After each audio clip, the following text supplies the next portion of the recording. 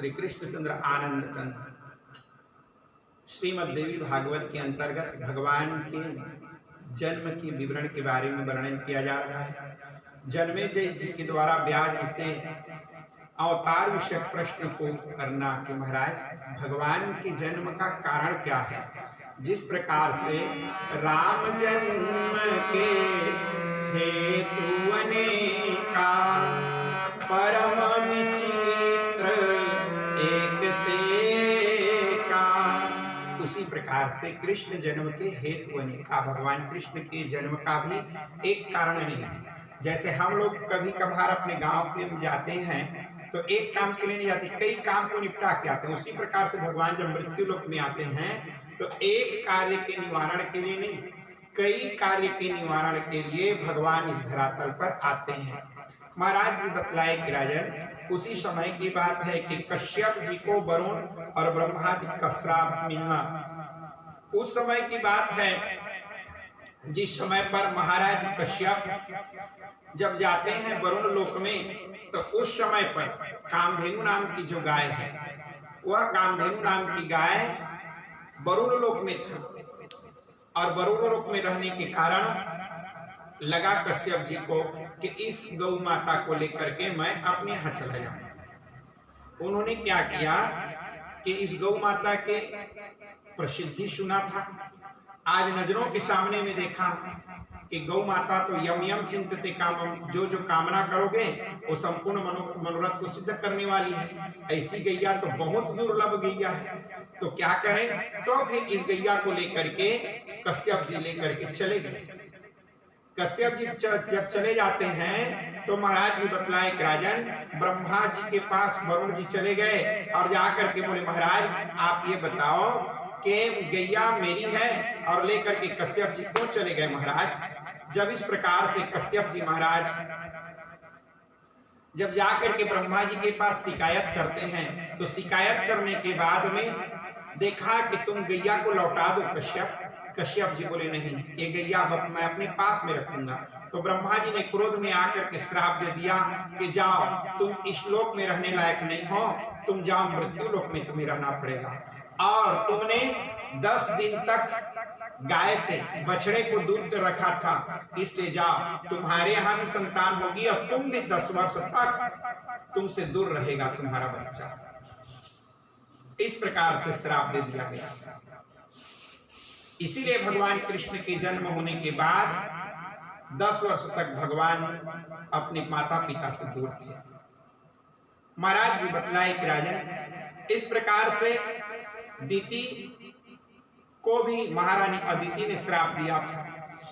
जन्मेजय आश्चर्यजनक होकर के पूछे महाराज कश्यप की 13 पत्नियां हैं? बोले हाँ 13 पत्नियां हैं। उसमें एक उनकी जोड़ी पत्नी है कद्रु और विनीता, जिससे गरुण अरुण हुआ था और कद्रु के द्वारा सर्प पैदा हुए थे। उसी प्रकार से दीति से दैत्य पैदा, अदिति से देवता पैदा हुए थे। तो इनकी ये 13 पत्नियों में एक पत्नी थी दीति। दीति ने जाकर के एक दिन प्रश्न किया महाराज कश्यप ऋषि से, बोले महाराज अदिति का जितने भी संतान है सब एक से बढ़ करके एक होते हैं। कश्यप जी ने कहा एक बार बताऊं? बोले क्या? बोले बाढ़ पुत्र पिता के धर्म में और खेती बाढ़ अपने कर्म। माता पिता के धर्म कर्म से बच्चों की बढ़ोतरी होती है। देखना कि अदिति निरंतर हमेशा व्रत उपवास करते रहती है। परिवार को उपास करते हैं, द्वितीया को भाई दूज कर लेती है, तृतीया को तीजा उपास करती है, चौथ को गणेश चौथ कर लेती है, पंचमी को ऋषि पंचमी कर लेती है, सप्तमी को अपना साते कर लेती है, अष्टमी को जन्माष्टमी कर लेती है, नवमी को दुर्गा नवमी कर लेती है, 10वीं को व्रत करती है, एकादशी व्रत करती है, प्रदोष व्रत कर लेती है, त्रयोदशी का 12 महीना उसका व्रत ही व्रत रहता है। इसलिए उसके संतान एक से बढ़कर एक रहते हैं। अब तुम तो कभी कुछ की नहीं हो। तो उन्होंने कहा कि मैं ऐसा व्रत बतलाइए जिस व्रत को मैं करूं, नहीं की हूं तो अब करूंगी। तो उन्होंने 4 महीना वाला इस व्रत को उन्होंने बतलाया जिसका नाम था पुण्यश्रवण व्रत। महाराज जी बतलाए कि राजन जबकि गृहस्थियों को चाहिए कि ज्यादा लंबी व्रत की संकल्प नहीं लेना चाहिए। आज उन्होंने कहा नहीं महाराज मैं कर लूंगी। पूरे व्रत का नियम करना पड़ेगा तुम्हें। जमीन में शयन करोगी, पत्रावल्याम च भोजनम, पत्तल में भोजन करोगी, और सूर्योदय के पहले तुम्हारी स्नान पूजा पाठ जब तक हो जाना चाहिए। फलाहार केवल 4 महीना तक फल के आहार धारण करोगी। प्रातःकालीन बेला में सूर्योदय और सायंकालीन बेला में सूर्यास्त के बेला में अगर तुम सो गई तो तुम्हारा संपूर्ण व्रत निष्फल हो जाएगा। अस्कृत जलपाना च सकृतांबुल चवणवात उपवास प्रणसिद्ध दिवास्वा पाच्य मैथुना। इतनी क्रिया अगर कहीं व्रती के जीवन में हो जाए तो उसका संपूर्ण व्रत का फल भंग हो जाएगा। अस्कृत जलपाना च, बार बार व्रती को चाहिए पानी नहीं पीना चाहिए। तांबुल कहते हैं सुपारी को। सुपारी को तो खाना दूर की बात होंठ में नहीं लगाना चाहिए, तो भात खाने का दोष पड़ जाता है। उपवास प्रणत दिवा स्वापाच्य मैथुनात्, गृहस्थाश्रम से पति पत्नी को से दूर रहना चाहिए। पूर्ण रूप से साधक साधिका की तरह होकर के इस व्रत को जो करता है, ब्रह्मचर्य व्रत का पालन करते हुए इस 4 महीना को दानम व्रतानि नियमा ज्ञानम ध्यानम हुतम जपः और यत्नेनापि कृतं सर्वं तो क्रोधितस्य वृथा भवेत्। दान हवन पूजन पाठ आदि के समय पर अगर थोड़ा सा भी क्रोध हो जाए तो संपूर्ण व्रत का फल निष्फल हो जाता है। तुम इतना कार्य कर पाओगी? बोले जरूर करूंगी महाराज। और उन्होंने संपूर्ण इस कर्म फल को प्रारंभ किया, इस व्रत को करना प्रारंभ किया। जब देवराज इंद्र को पता चला तो दीति ने कहा, बेटा इंद्र। बोले क्या है मां? दीति जो है ते मेरी सौत वो तुम्हारे मारने के लिए महान बलिष्ठ पुत्र चाहती है। बेटा तू अपनी प्राण की रक्षा कर ले। महारानी अदिति के कहने पर देवराज इंद्र ने एक गौचारण करने वाले ग्वाला का रूप धारण किया, अपने सिर में गमछा बांध करके और एक डंडा लेकर के और गली गली जा करके चिल्लाते हुए, नौकर लगा लो करके चिल्लाते हुए जाने लगा। और उस समय दीति के पास जाकर के बोला, माई मुझे कुछ मत देना, मैं फ्री में तुम्हारे घर की सेवा करूंगा।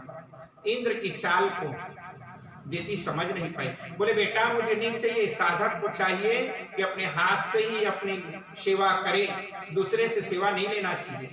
यहाँ तक कि मैं अपने घर की झाड़ू पोछा बर्तन हर पूजा पाठ पाठक हर चीज आरती बियारी अपने हाथ से मैं करूंगी। बोले नहीं माँ आप चिंता मत करो, आपकी पूजा पाठ की व्यवस्था कर दूंगा, बैठे बैठे पूजा करना माँ, सब व्यवस्था मैं करूंगा।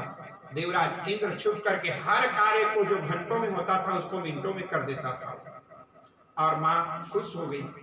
सेवा में एक दिन की बात है, प्रसन्न थी दीति। संध्याकालीन वेला में बोली, माँ दिन भर थके रहती इतनी पूजा पाठ में, लाओ न माँ। उनके पैर को हल्का हल्का दबाने लगा। दीति उसी समय निद्रावस्था को ग्रहण कर ली, जबकि कश्यप जी बतलाए थे कि संध्याकालीन वेला में अगर सो जाओगी तो तुम्हारा व्रत खंडित हो जाएगा। चूंकि अखंड व्रत कर रही थी और इसका व्रत खंडित नहीं हो रहा था, उस दिन जैसे इसका निद्रावस्था हुआ, सूर्यास्त हुआ तो व्रत खंडित हुआ। देवराज इंद्र अंगुष्ठ प्रमाणे छोटा सा रूप धारण करके पेट के अंदर चला गया और छोटा सा रूप धारण करके बच्चे को 7 टुकड़ा में काट दिया। 7 टुकड़ा को काटने के बाद जब पुनः 7 बच्चा जीवित हो गए तो एक एक टुकड़े को लेकर के पुनः 7 टुकड़ा 7 7 49, यही मरुद चले 49 रूप में भगवान मरुदगण के रूप में प्रकट हुए। जब 49 को 49 नवजीवन धारण किए तो फिर उठाए तलवार को इंद्र ने, तो बोले मारुत मत मारो मत मारो, हम मरुदगण बन के तुम्हारा भाई बन के आ रहे हैं, तुम्हारा शत्रु बन के नहीं। ये वही है जब लंकापुरी में आग लगी थी तो उस समय पर यही मरुदगण जाकर के चारों तरफ से लू धू की आवाज करते पूरा लंकापुरी को खाक कर दिया। महाराज जी बतलाए कि राजन, इस प्रकार से जब ये महारानी दीति को पता चला तो उन्होंने क्रोध में आकर के श्राप दिया, अरे दीति जा मैं तुझे श्राप देती हूँ कि तुम्हारे जितने बच्चे होंगे तेरे सामने में उठा उठा करके, जैसे मेरे बच्चे को तुमने कटवाया है उसी प्रकार से तेरे सामने में तेरे बच्चे भी पटक दिए जाएंगे और तू कुछ नहीं बोल पाएगी। ये मेरी श्राप है। तो एक कारण दीति का श्राप मिला था अदिति को। वही अदिति देवकी बन करके आती है और इस प्रकार से ये संसार में ना भुगते छियते कर्म, चाहे कल्प कोटि सतैरपि अवश्य में भुक्तव्यम यथा कर्म शुभाशुभ। चाहे हम कुछ भी कर्म करें, आज नहीं तो कल नहीं तो परसों नहीं तो वर्षों के बाद उसका फल प्राणी मात्र को भोगना पड़ता है। इस संसार में बिना कर्म के फल के बिना, इसीलिए कहते हैं कर्म किए जा फल की इच्छा मत करना इंसान, जैसा कर्म करेगा वैसा फल देगा भगवान। यह गीता का ज्ञान, यह गीता का ज्ञान, यह गीता का ज्ञान, यह गीता का ज्ञान। कर्म किए जा फल की इच्छा मत करना इंसान, कर्म किए जा फल की इच्छा मत करना इंसान, जैसा कर्म करेगा वैसा फल देगा भगवान। यह गीता का ज्ञान, यह गीता का ज्ञान, यह गीता का ज्ञान, यह गीता का ज्ञान। ये संसार है, संसार में हर कर्म के फल को जीव को भोगना ही पड़ता है। महाराज जी बतलाए कि राजन, इस प्रकार जन्मेजय के पूछने पर व्यास जी के द्वारा मां भगवती की महिमा का वर्णन करने के लिए कहा गया। बोले मां भगवती की महिमा, माया का वर्णन कीजिए महाराज। बोले भगवती की माया से किसने बचा है जन्मेजय? अरे स्वयं भगवान नारायण भगवान भी जिनकी माया में फंस गए। बोले ऐसा भी हुआ है महाराज? बोले हाँ ऐसा भी हुआ है राजा। बोले उस समय की बात है, श्री नर और नारायण, धर्म की पत्नी का नाम था मूर्ति, धर्म की पत्नी थी मूर्ति, जिसके दो बच्चे हुए थे। एक बेटे का नाम था नर और एक का नाम था नारायण। महाराज जी बतलाए कि राजन, उस समय की बात है जिस समय पर महाराज च्यवन ऋषि स्नान करने के लिए गए। जब च्यवन ऋषि स्नान करने के लिए गए तो नियम है स्नान करने का कि सूर्योदय के 1 घंटा 36 मिनट के पहले तक पानी के अंदर डूब करके स्नान करना। अगर और पहले स्नान करना है तो पानी के अंदर न डूबे, बल्कि पानी लोटे में लेकर के, बाल्टी में लेकर के झलक करके स्नान कर ले, लेकिन किसी नदी और तालाब आदि में घुस के प्रवेश करके स्नान नहीं करना चाहिए। लेकिन महाराज च्यवन को लगा कि शायद प्रातःकाली बेला हो चुका है और च्यवन चले जाते हैं स्नान के लिए। वरुण देवता के दूत लोग पकड़ करके और उनको लेकर के अंदर चले गए। च्यवन जी महाराज डायरेक्ट सुतल लोक पहुंच गए, जहां पर महाराज प्रहलाद जी का राज्य था। जब उन्होंने देखा भारतवर्ष के ऋषि को, साष्टांग दंडवत प्रणाम किए। आइए महाराज, अभिराम धाम मेरा पवित्र, करने का सबब सुनाओ तो। अवाज्ञा क्या है अनुगामी को स्वामी कुछ बदलाओ, अवाज्ञा क्या है अनुगामी को स्वामी कुछ बदलाओ। महाराज आज्ञा दीजिए, आप, मैं आपकी क्या सेवा करूं? आप हमारे भारतवर्ष के ऋषि हैं। भारतवर्ष के ऋषि को सुन करके आज प्रहलाद देख करके गदगद हो गए। महाराज जी का आतिथ्य सत्कार करवाए। आतिथ्य सत्कार करा करके बोले महाराज मेरी भी इच्छा है कि भारत का भ्रमण कर लूं मैं भी। अगर कभी भी भ्रमण करना हो तो किसी संतों के साथ भ्रमण करोगे तो उस स्थान की गरिमा, महिमा, पूजन, विधि, विधान सब चीज पता चलेगा। आज प्रहलाद जी महाराज च्यवन ऋषि के साथ भारत के भ्रमण करने के लिए जब निकले तो संपूर्ण भारत का भ्रमण करते करते करते जब बद्री नारायण की ओर प्रवेश किए तो नर और नारायण पर्वत ऊपर में बैठ करके, एक तरफ नर जी बैठ करके तपस्या कर रहे थे, एक तरफ नारायण भगवान बैठ के तपस्या कर रहे थे। मां भगवती की ऐसी माया आई जो निरंतर तपस्वी थे। उनके भी जीवन में जब नर के सामने में प्रहलाद जी पहुंचे तो देखे बर्छी, भाला, धार, तलवार, ये पूरी आयुध को पेड़ में लटका करके और कठिन तपस्या कर रहे थे। तो प्रहलाद जी ने प्रश्न किया, महाराज ये तो छात्र धर्म है जिस क्रिया को आप कर रहे हैं, और क्षत्रिय होकर के आप ब्राह्मणोचित कार्य कर रहे हैं, आप तपस्या भी कर रहे हैं, या तो फिर आप शस्त्र पकड़िए या शास्त्र पकड़िए। महाराज आप दोनों रूप में क्यों चल रहे हैं? नर ने कहा, महाराज बोले देखो अभी तुम आए, तुमको पता है कि हम तपस्वी, लेकिन शेर भालू तो हमें छोड़ेंगे नहीं ना, इसलिए अपनी रक्षा करने के लिए ये सब हम अस्त्र शस्त्र धारण करके यहाँ पर बैठे हुए हैं। बोले महाराज आपके पास तो तप बल के सिवाय तप बल है, और तप बल है तो महाराज आपको तप बल की आवश्यकता नहीं होनी चाहिए, और आपके पास तप बल है अर्थात तप बल चलाने की आप में ताकत भी है। बोले महाराज जब आप ताकत के साथ तपस्या कर रहे हैं तो आपको फिर युद्ध हमारे साथ फिर होना चाहिए। प्रहलाद जी के दहाड़ को सुन करके नर क्रोध में आ गए, और क्रोध में आकर के प्रहलाद जी के साथ घमासान युद्ध होने लगा। जबकि तपस्वियों का नियम है कि जब तक के व्रत तप साधना आदि चल रहा है तो उस समय क्रोध न करें।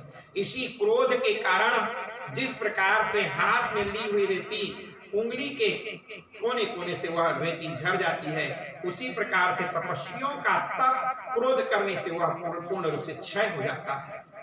जब इस प्रकार से महाराज नर को ज्ञान हुआ, च्यवन जी ने जा करके उनको बंद करवाए उस युद्ध को, तब पश्चाताप हुआ, और इस कारण से, इस क्रोध के कारण से नर महाराज जी का डिमोशन होकर के मृत्यु लोक में जन्म हुआ, और वही नर अर्जुन के रूप में धरातल पर प्रकट होते हैं। इस प्रकार से महाराज जी बतलाए कि राजन आपने कहा नारायण का भी महाराज। बोले हाँ, उस समय की बात है जिस समय पर नारायण भगवान भी तपस्या में रत थे। देवराज इंद्र को भय होने लगा मन में। जब इंद्र महाराज जी को भय होने लगा तब उन्होंने मेनकादिक नाम के अप्सरा को लेकर के भेज दिया। बोले जाओ और जाकर के उनकी तपस्या को डिगा दो। जब तपस्या को डिगाने की बात आती है तब भगवान देखे कि अरे इंद्र तुम मेरे पास में अप्सरा भेजे हो, जाओ। उसी समय भगवान अपने हाथ उठा करके जंघा में पटक दिए, और उसी जंघा से 16,000 दिव्यांगनाएं प्रकट हो गई। बोले जाओ मैं इंद्र को भेंट के रूप में दे रहा हूं। इंद्र लज्जित होकर के बार बार क्षमा याचना मांगने लगा। इस प्रकार से क्षमा याचना मांगने के बाद नारायण के शरण में आ जाती हैं सारी जो अप्सराएं हैं, और इसके नारायण भगवान के चरण को पकड़ लेती हैं।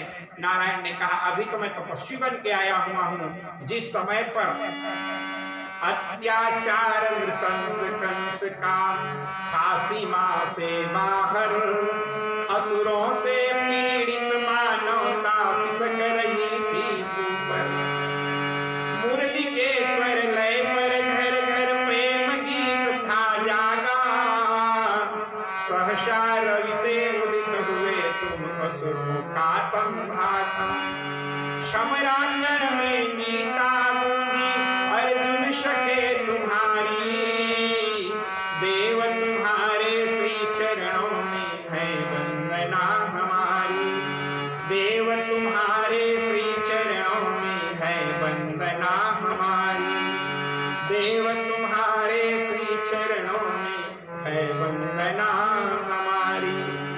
और जिस समय अत्याचार बढ़ा हुआ था कंस का, उसी समय की बात है जब मैं कृष्ण बन करके आऊंगा तब तुम सब के सब गोपी बन करके प्रकट होना, और मैं तुम्हारी हर लोगों के मनोरथ को सिद्ध करूंगा। इस प्रकार से भगवान नारायण को भी इस मृत्यु लोक में ग्वाला बन करके यहाँ पर आना पड़ा। और भगवान के एक कारण नहीं, कई कारण हैं। महाराज जी बतलाए कि राजन जिस समय पर दैत्य और देवताओं के बीच में संग्राम छिड़ा हुआ था, उस समय पर देव गुरु बृहस्पति को लगा कि मैं जा करके भगवान शंकर से मृत संजीवनी विद्या प्राप्त करके आ गया।